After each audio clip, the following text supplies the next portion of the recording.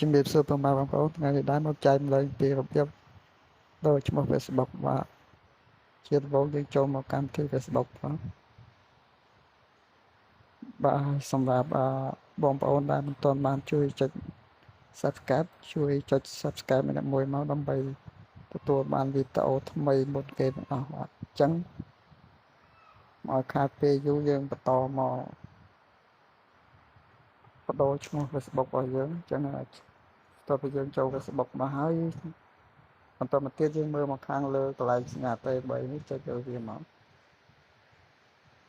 តទៅយើងអុសមកខាងក្រោមរកមើលពាក្យថា setting និង privacy យើងចូលនឹងទៀតមកបន្តមកទៀតយើងចូលពាក្យ setting បន្តមកទៀតយើងមើលមកខាងក្រោមនេះគឺពាក្យ save more in account Twitter វាចូលនឹងទៀតមកបាទបន្តមកទៀតយើងចូលកន្លែង profile នេះ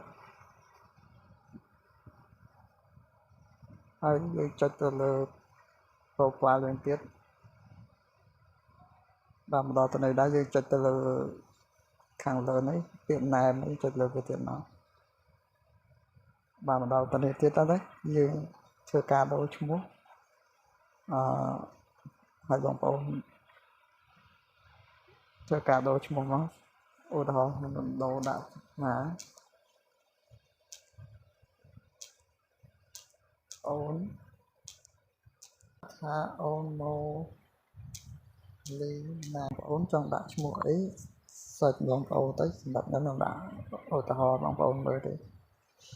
ដាក់ថាអូនមកណាអញ្ចឹងបន្តមកទៀតយើងមើលមកខាងក្រោមនេះខៀវនេះចុចលើវាទៀតមក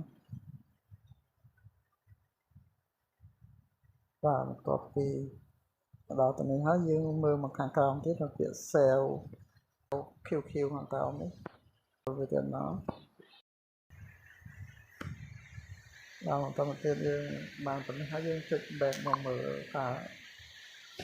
តើវាដូរហើយនៅ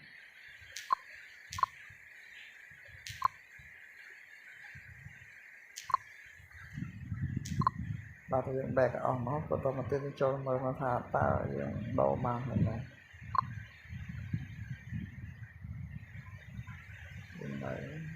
បន្ទាប់មកយើងធ្វើការ refresh វាមួយមកដល់បានហើយ